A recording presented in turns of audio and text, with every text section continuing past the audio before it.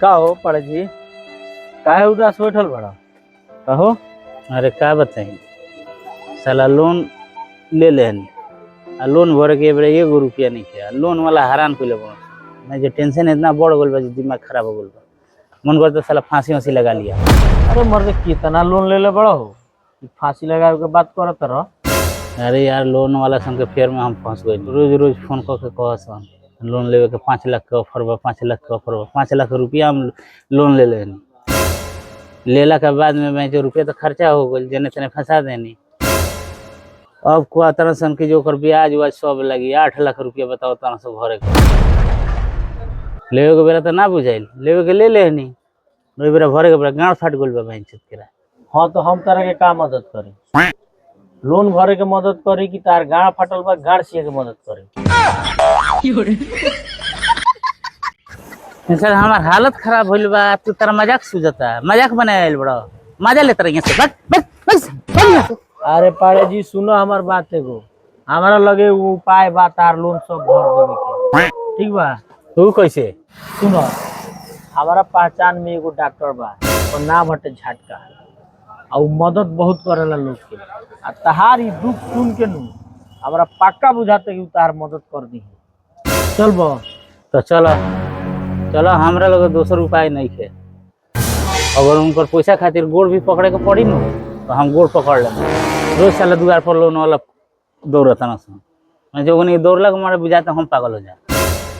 चलो तब चलो हम निकलते हैं।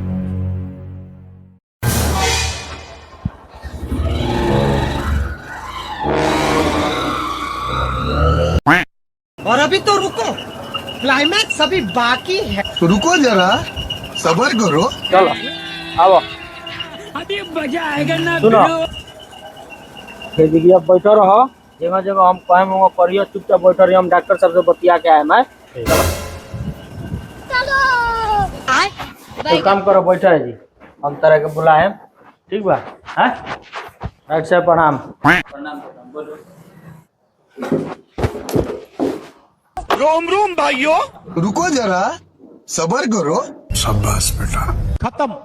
ठीक बा बुलाओ उनका। ठीक बा पाड़े जी, हाँ चलिए डॉक्टर साहब बुलाओ तनी, चलिए। जी बोलिए डॉक्टर साहब। जो नहीं बात हमरा से कहलो अनु सही बा का? जी डॉक्टर साहब, सब सही बात बा। देखी ओकरा खातिर रहुआ कुछ पेपर पे साइन करे के पड़ी, शायद कि 5 लाख रुपया के बात बा। जी कहीं हम साइन करे खातिर तैयार बानी। कहाँ साइन करे के बा? रुआ हमरा खातिर भगवान बनी। पहली साइन करी भेजो।